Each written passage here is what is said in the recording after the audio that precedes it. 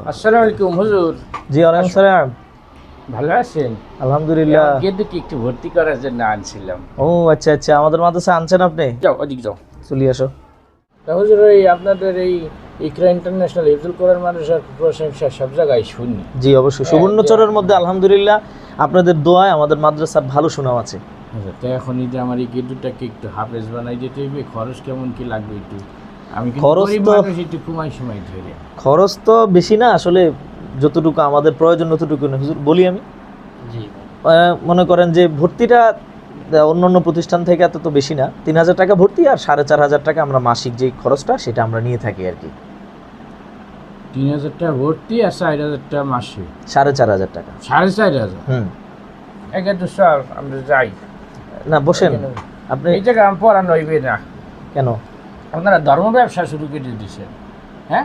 একটুকে একটা গেট ধরে আপনার 4,500 টাকা কোন হিসেবে দেবেন? 4,400 টাকার খাবার খায় সারা মাসে, হ্যাঁ? খাবার কত টাকা খায় সেটা প্রশ্ন না, আপনি ছেলেকে কি বানাতে আসছেন? ওরে হাফেজ বানাইতে আছে, হাফেজ বানাই এত খরচ? তা আপনার ছেলে সন্তান আর আছে, ছেলে মেয়ে আর আছে না নাই?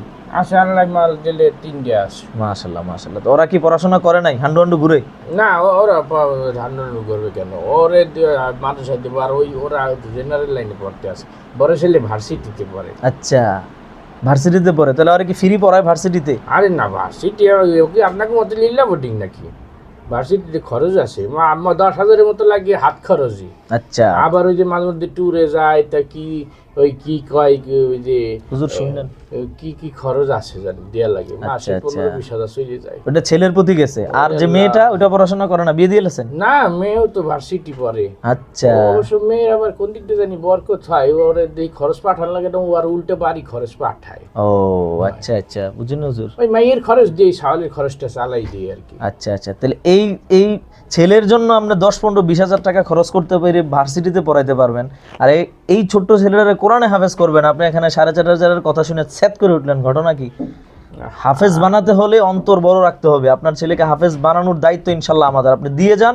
আল্লাহ রব্বুল আলামিন যদি হেফাজত করে আপনার ছেলেকে পরিপূর্ণভাবে আমরা এই ইকরা ইন্টারন্যাশনাল মাদ্রাসা থেকে সুবর্ণচরের প্রতিষ্ঠান থেকে তাকে আমরা হাফেজ বানিয়ে দেবো ও তো ইনশাল্লাহ। খায় না ঠিক মতো, অতটাই দেহর মুটা কি ও দিয়ে গোয়াল ভাত খায়।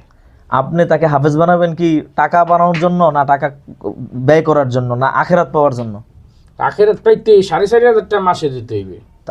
দুনিয়ার জন্য যদি 20,000 টাকা দিতে পারেন আর আখেরাতের জন্য 4,500 টাকা দিতে পারবেন না, তাহলে তো আপনার ছেলেকে হাফেজ বানানোর কি দরকার? আপনি নিয়ে অন্য কাজে লাগাই দেন।